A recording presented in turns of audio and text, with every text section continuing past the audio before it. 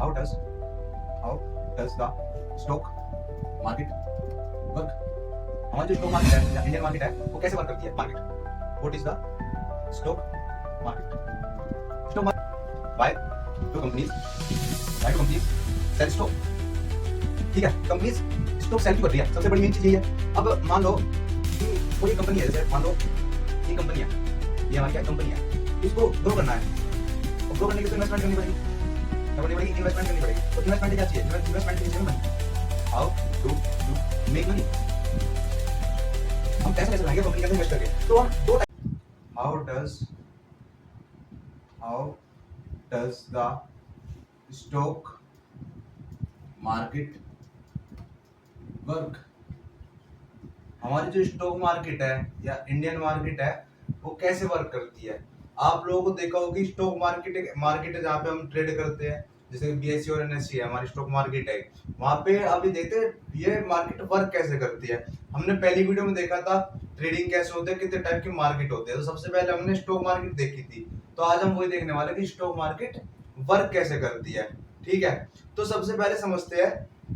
सबसे पहले पॉइंट आता है what is stock market?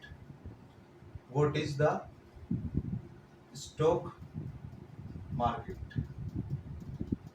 Stock market है क्या? स्टॉक मार्केट वो मार्केट है, सबसे पहले तो हम समझेंगे ये हमारी इंडियन मार्केट क्या है। ये हमारी क्या है? इंडियन मार्केट है। इंडियन मार्केट हमारी इंडिया की मार्केट है और यहाँ पे हम ट्रेड करते हैं। स्टॉक मार्केट के अंदर एक ऐसी मार्केट है जहां पे बायर्स और सेलर्स एक साथ आते हैं, टुगेदर एक साथ आते हैं और क्या करते हैं? ट्रेड करते हैं। ठीक है, ट्रेड करते हैं। किस चीज में ट्रेड करते हैं? शेयर्स के अंदर ट्रेड करते हैं। इसके अंदर शेयर्स के अंदर ट्रेड करते हैं, जो कि शेयर्स किसके? जो कि लिस्टेड है हमारी क्या? कंपनीज। क्या? कंपनीज।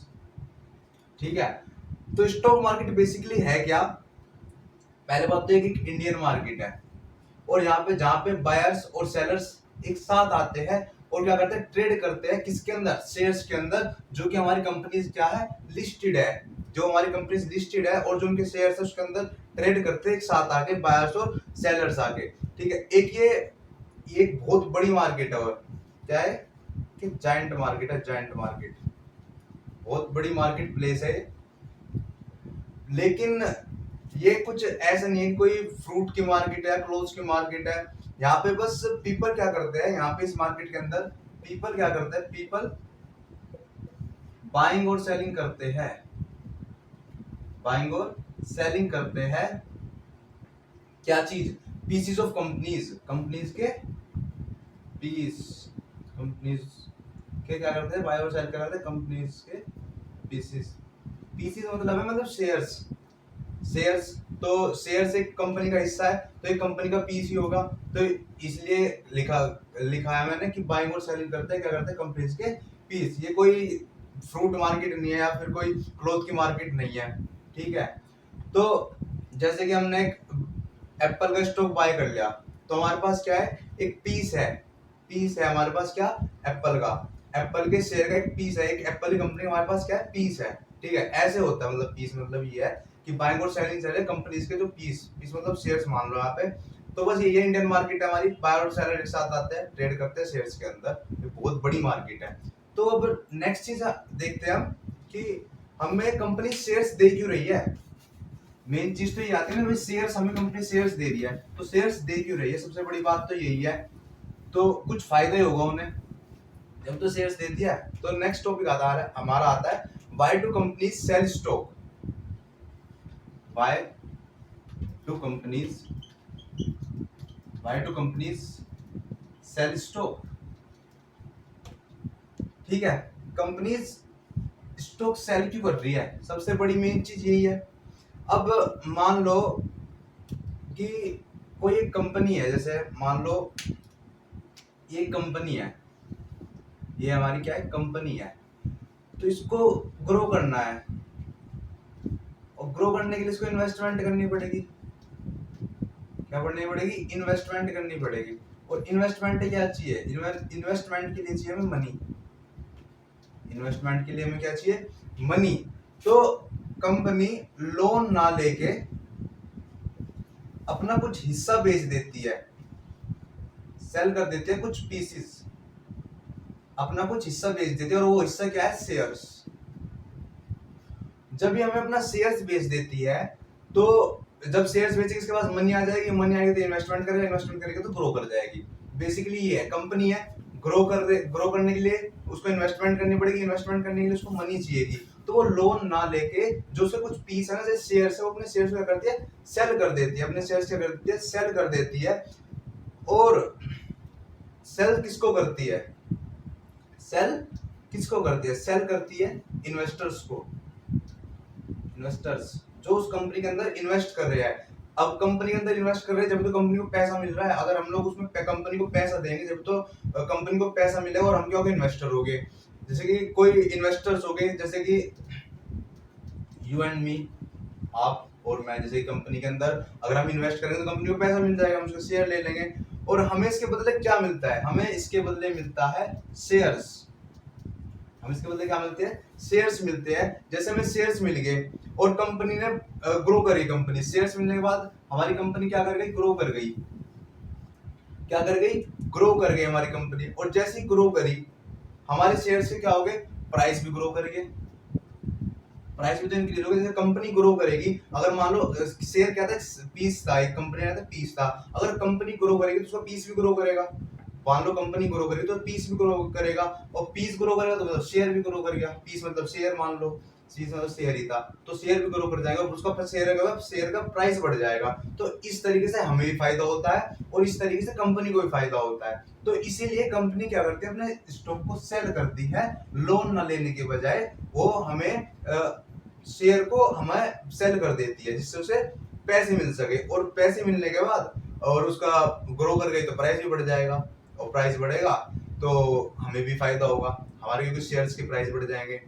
ठीक है, अब नेक्स्ट आता है how do you make money.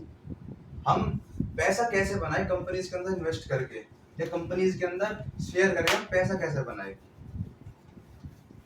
पैसा कैसे बनाए। नेक्स्ट टॉपिक है हमारा how do you make money, how do you make money. हम पैसा कैसे बनाएंगे कंपनी के अंदर इन्वेस्ट करके। तो हम दो टाइप से स्टॉक मार्केट के अंदर हम लोग पैसा बना सकते हैं। कितना टाइप से, टू टाइप से हम पैसा बना सकते हैं।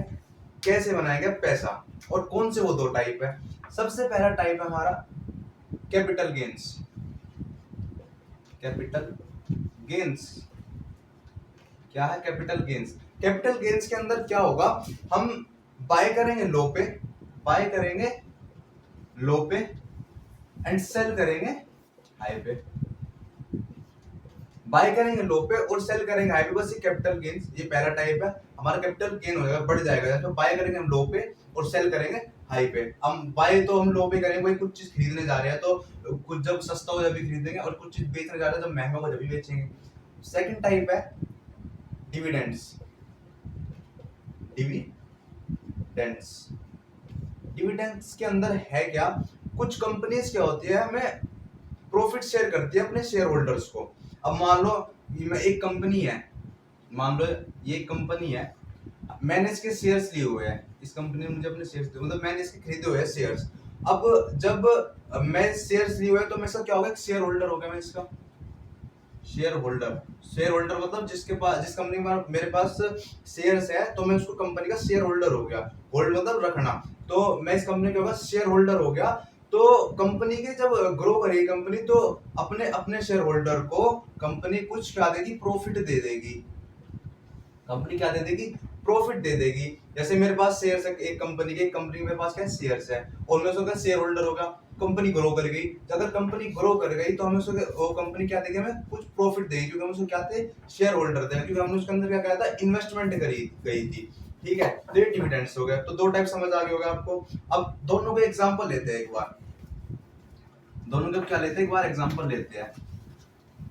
पहला लेंगे कैपिटल गेन्स का एग्जांपल। मान लो कोई स्टॉक था, हमने उसको बाय किया 100 पे, बाय किया 100 पे, प्राइस चला गया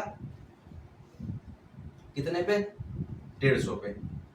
मतलब कोई स्टॉक था, हमने बाय किया था 100 पे और प्राइस चला गया 150 पे, मतलब कम स्टॉक क्या होगा, बढ़ गया।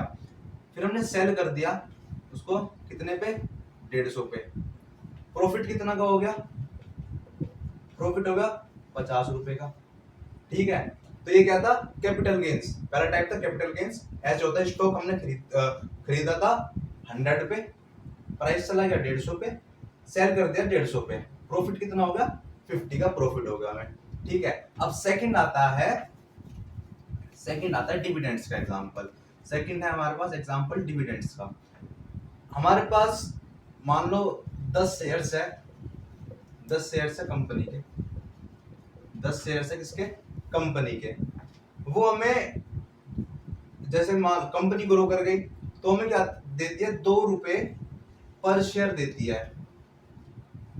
10 शेयर कंपनी के थे, कंपनी ने हमें 2 रुपए पर शेयर दे दिया, कंपनी 2 रुपए पर शेयर। तो इसमें प्रॉफिट कितना हो जाएगा, 2 into 10, 20 रुपीज। ठीक है, तो ऐसे डिविडेंड्स का एग्जांपल था। ठीक है, 10 शेयर थे हमारे पास कंपनी के, 2 रुपए पर शेयर दे रही है कंपनी, 2 रुपए पर शेयर कंपनी दे रही है, प्रॉफिट कितना हो जाएगा, 20 रुपीज का। तो ऐसे डिविडेंड से हमें मनी बन सकती है।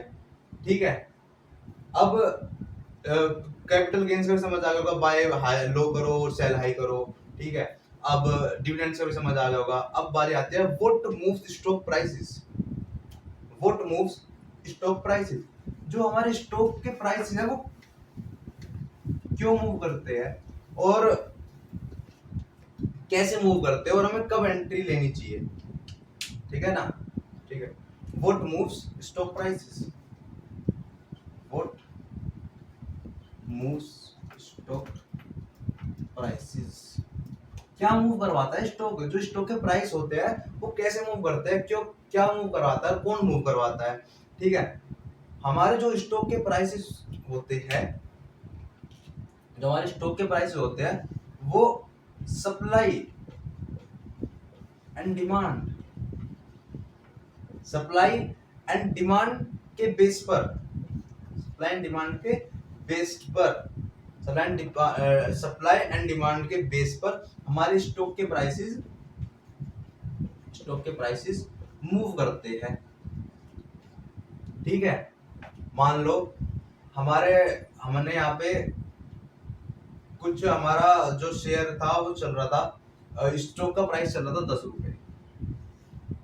ठीक है, अब मान लो एक बाइंग जोन थी, यहाँ पे बाइंग जोन था, मान लो यहाँ पे बायर्स घुसे हुए हैं, मतलब एक सप्लाई जोन है, एक डिमांड जोन है कि यहाँ पे बायर घुसे हुए हैं, एक डिमांड है यहाँ पे कि बाइंग चलेगी यहाँ पे। तो यहाँ पे क्या करेंगे, लोग अपना पैसा डालना शुरू करेंगे, और जब पैसा डालना शुरू करेंगे, क्योंकि यहाँ पे सप्लाई एंड डिमांड जोन है, क्योंकि बाइंग, जब यहाँ पे बायर्स घुसे हुए हैं, यहाँ पे खरीदने वाले लोग हैं, तो यहाँ पे एक डिमांड जोन है, और यहाँ पे डिमांड जोन, तो यहाँ पे सप्लाई करेंगे लोग अपने, सब अपना मनी की, सब लोग पैसा देंगे।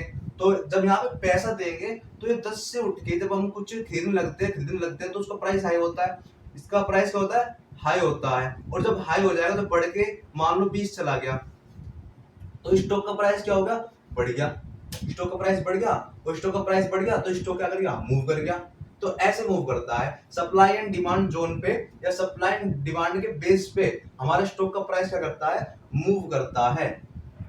ठीक है, क्या करता है, मूव करता है। और पहले चीज तो ये होगी कि यहाँ पे कोई बाइंग जोन था, मान लो बायर्स थे यहाँ पे खरीदने वाले हैं, सब पैसा डाल रहे हैं, सब खरीद रहे हैं, तो पैसा वो प्राइस, स्टॉक का प्राइस क्या गया, मूव कर गया। सेकंड, मान लो बहुत बड़ा इन्वेस्टर है, कोई मान लो बहुत बड़ा इन्वेस्टर है, मान लो उसने कुछ चीज बेच दी, उसने बहुत बड़ी मनी है, ये मान लो बहुत बड़ा इन्वेस्टर है, बिग इन्वेस्टर इलोन मस्क जैसा बिग इन्वेस्टर है। यहाँ पे बिग इन्वेस्टर ने, मान लो उसने बोला, उसने किसी शेयर्स के अंदर, किसी स्टॉक के अंदर, उसने मान लो टेस्ला स्टॉक के अंदर ऐसा स्टॉक के अंदर अपना पैसा डाल दिया, अपनी मनी डाल दी, और भाई बड़ा इन्वेस्टर तो बड़ी मनी डाल देगा, और जब इस ये बहुत ज्यादा बड़ी मनी डाल दी इसने, मतलब इसने बहुत सारे शेयर्स खरीद लिए, स्टॉक खरीद लिए, और जब इसने अपने स्टॉक खरीद लिए तो उसका प्राइस क्या कर जाएगा, मूव कर जाएगा। उसका प्राइस क्या कर जाएगा, मूव कर जाएगा। मतलब कहने का मतलब ये है, अगर कोई न्यूज, और ये न्यूज देता है, मतलब न्यूज देगा कोई बड़ा इन्वेस्टर, जब किसी चीज के अंदर पैसे डालता है तो वो बताता है लोगों को कि तुम लोग भी इसमें पैसा डालो, जिससे कि वो प्राइस कर जाए, मूव कर जाए और ऊपर चला जाए।